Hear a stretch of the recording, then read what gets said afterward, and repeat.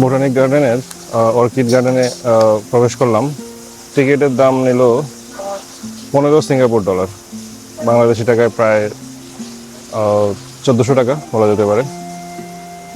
এটা পৃথিবীর one of the best orchid garden, তো যার কারণে আমি এই সুযোগটা মিস করতে চাইলাম না। গেট, এদিক দিয়ে মানুষ ঢুকছে এবং ঢুকেই সামনে কি সুন্দর একটা জায়গা।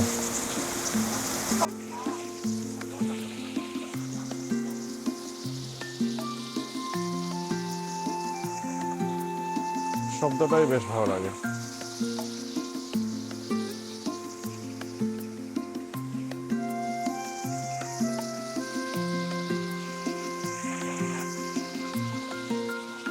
তাহলে চলেন আমরা একটু ভিতরের দিকে যাই, ভিতরে গিয়ে দেখার চেষ্টা করি কি কি আছে।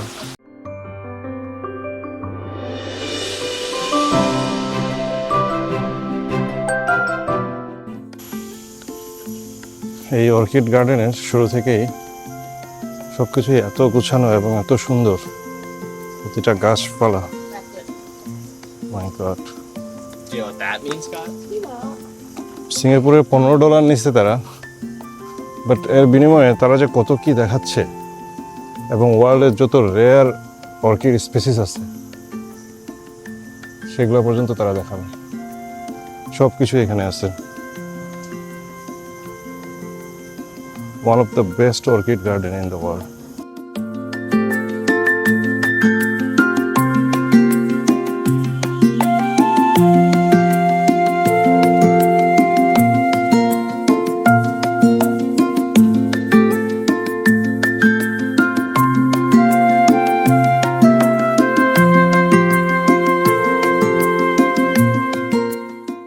পুরো জায়গাটা এত সুন্দর সুন্দর গাছপালা দিয়ে ভর্তি।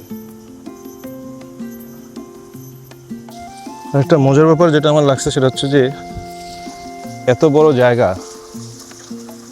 কেউ হাঁটতে হাঁটতে টায়ার্ড হয়ে গেলে সমস্যা নেই, কিছু দূর পর পরই তারা বসার জন্য খুব সুন্দর একটা করে জায়গা রেখে দিচ্ছে। এবং এই সুন্দর একটা বসার জায়গাতেও তারা কি সুন্দর একটা পানির ফোয়ারা তৈরি করছে। এখানে বসে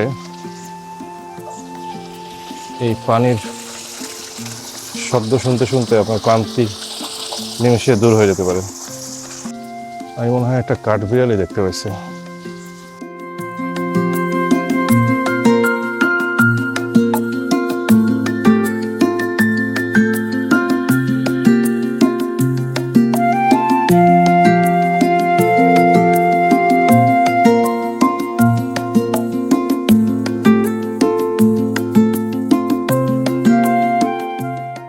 এই ফুলটা বেশ সুন্দর,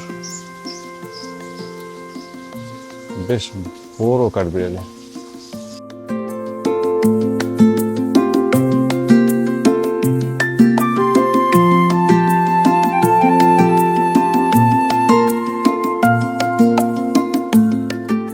দেখি আমি একটু এই সেক্রেড রিভাইনের দিকে যাই। এখন আমরা যে জায়গাটাতে যাব এটা হচ্ছে যে সেক্রেড রিভাইন। এই সেক্রেড রিভাইনের যে বিষয়টা সেটা হচ্ছে যে এখানে কিছু অর্কিড আছে যেগুলি খুবই ভালনারেবল সিচুয়েশনে আছে। এগুলি আমাদের রিজিয়নেই হয়, আমাদের যে ট্রপিক্যাল মাউন্টেন্স আছে, ট্রপিক্যাল মাউন্টেন্সের ভ্যালিতে হয়, বিভিন্ন পাহাড়ের কাছে কাছে হয়। ফলে যেটা হয়, এখন তো আসলে প্রচুর মানুষজন ঢুকে পড়ছে বিভিন্ন পাহাড়ে, যার কারণে এদের অবস্থানটা একটু থ্রেটেন্ড হয়ে গেছে। তো থ্রেটেন হয়ে যাওয়ার কারণে তারা এই গাছগুলিকে প্রিজার্ভ করছে এখানে। এটাকেই বলা হচ্ছে সেক্রেড রিভাইন। তো চলেন আমরা জায়গাটা একটু দেখি।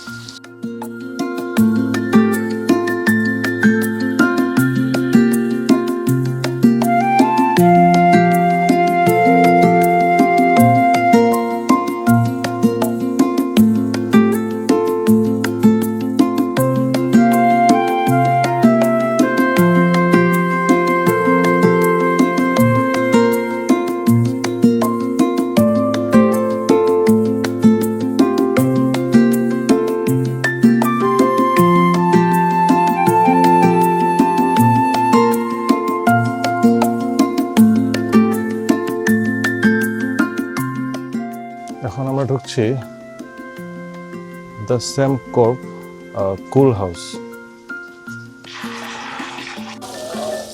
এই অর্কিডগুলো যেহেতু মাউন্টেন্সে গ্রো করে এবং এত উপরে মাউন্টেন্সে গ্রো করে যে যেখানে হচ্ছে যে ক্লাউড থাকে, তো এদের গ্রোয়িংয়ের জন্য দুইটা পরিবেশ দরকার। একটা হলো মাউন্টেন্স দরকার অনেক উঁচু, প্লাস হচ্ছে যে একটু ক্লাউড দরকার। তো যার কারণে এই জায়গাটাতে তারা সেই দুটো এনভায়রনমেন্টই ক্রিয়েট করছে। তারা একটা ক্লাউডের মতো একটা সিচুয়েশন তৈরি করছে, প্লাস হচ্ছে যে মাউন্টেনের মতো একটা এনভায়রনমেন্ট ক্রিয়েট করছে। আমি যদি আপনাদেরকে একটু দেখাই, এটা মাউন্টেন্সের মতো পাহাড়ের মতো একটু করে তৈরি করছে, যেমন এই পাহাড়ের খাঁজে খাঁজে এই অর্কিডগুলো করতে পারে।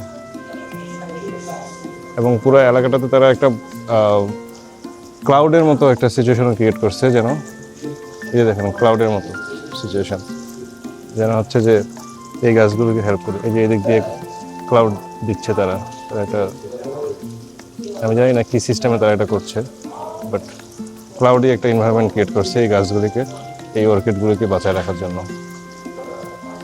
এবং এই যে এখানে দেখেন লিভিং ইন দ্য ক্লাউডস, এই অর্কিডগুলো বেসিক্যালি শুধুমাত্র ক্লাউডস যেখানে আছে, পাহাড়ের উঁচু স্তরে ক্লাউড টাচ করে এই জায়গাগুলোতেই গ্রো করে।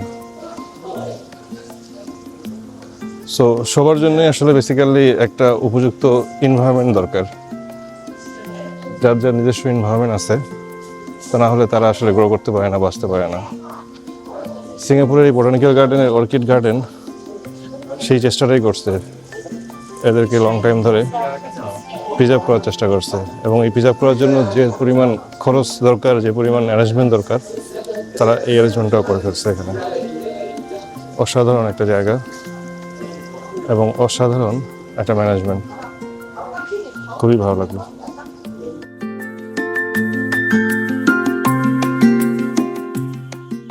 এই ফুলটার নাম হচ্ছে ড্রাকুলা।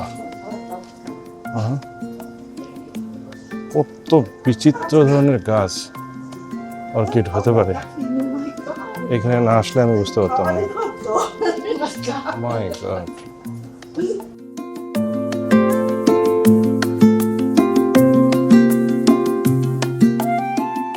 পুরো একটা ইকোসিস্টেম তারা ক্রিয়েট করছে এই গাছগুলি জন্মানোর জন্য। Dracula and their relatives very rare এবং ইনডেঞ্জার্ড সিচুয়েশনে আছে এই অর্কিডগুলো, যার কারণে এই ব্যবস্থাপনা।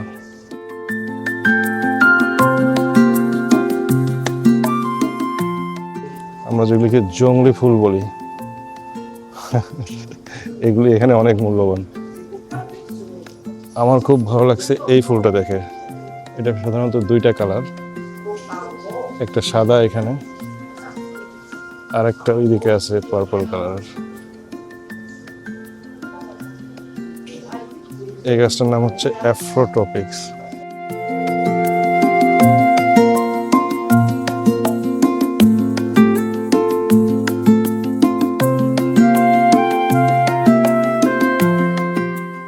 মজার একটা নাম দিচ্ছে, লেডিস স্লিপার অর্কিড। জানি না কি মনে করে তারা হচ্ছে যে এই লেডিস স্লিপার অর্কিড দিল।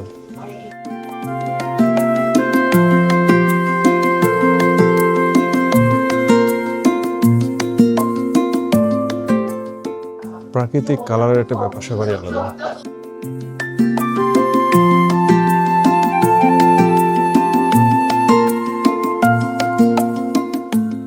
কি সুন্দর এই গাছটা দেখে মনে হচ্ছে লক্ষ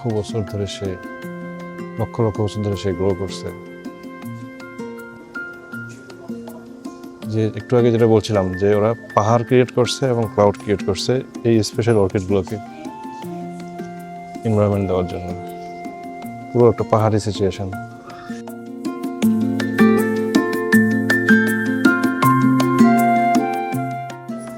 আর আর্টিফিশিয়ালি তারা ক্লাউড ক্রিয়েট করতেছে এর ভিতরে।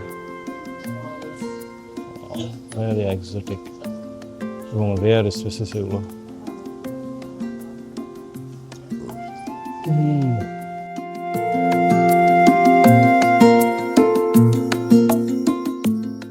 মন জুড়িয়ে যাওয়ার মতো একটা জায়গা, যারা গাছ পছন্দ করে, অর্কিড পছন্দ করে, ফুল পছন্দ করে, তাদের জন্য স্বর্গস্বরূপ।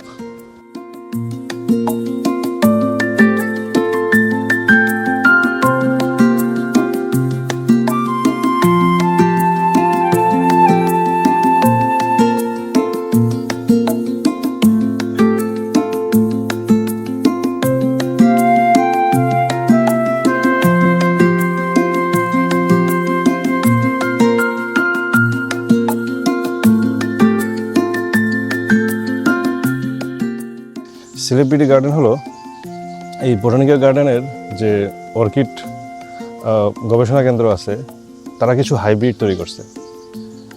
এই কিছু হাইব্রিড তৈরি করার পরে তারা যেটা করছে সেটা হচ্ছে যে তারা কিছু সেলিব্রিটিকে এখানে ইনভাইট করছে এগুলিকে উদ্বোধন করার জন্য এবং এগুলিকে রিকগনাইজ করার জন্য।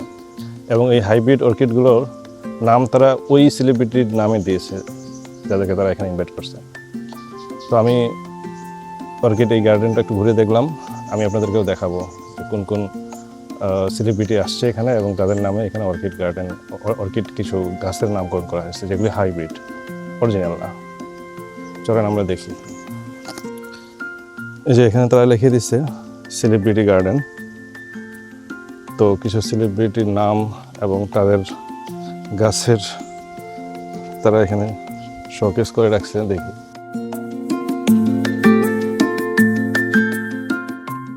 যে এখানে দেখছেন এটা হচ্ছে যে সেরেনা উইলিয়ামস। সেরেনা উইলিয়ামস আসছিল এবং তার নামে এই গাছটি তারা নামকরণ করছে। এটা একটা হাইব্রিড। এছাড়াও আমি যেটা পাইলাম এখানে, আমি শাহরুখ খানকেও পাইছি। এই যে দেখেন শাহরুখ খানের নামে এই যে গাছটা, এই অর্কিডটা বেসিক্যালি তারা শাহরুখ খানের নামে নামকরণ করছে। মজার ব্যাপার হচ্ছে শুধু শাহরুখ খান না, এখানে অমিতাভ বচ্চনও আছে। যে অমিতাভ বচ্চনের নামে এই হাইব্রিড অর্কিডটার নামকরণ করছে তারা। তার মানে এখানে অমিতাভ বচ্চন থেকে শুরু করে, শাহরুখ খান থেকে শুরু করে, সেরেনা উইলিয়ামস, অনেক সেলিব্রিটি এখানে আসছে। এবং শুধু হলিউড বা বলিউড না, এদিকে লোকাল যারা আছে এবং ইন্টারন্যাশনাল যারা আছে সেলিব্রিটি, তারাও আসছে, তাদের নামও এখানে নামকরণ করা আছে অনেকগুলো। তো বেশ ইন্টারেস্টিং।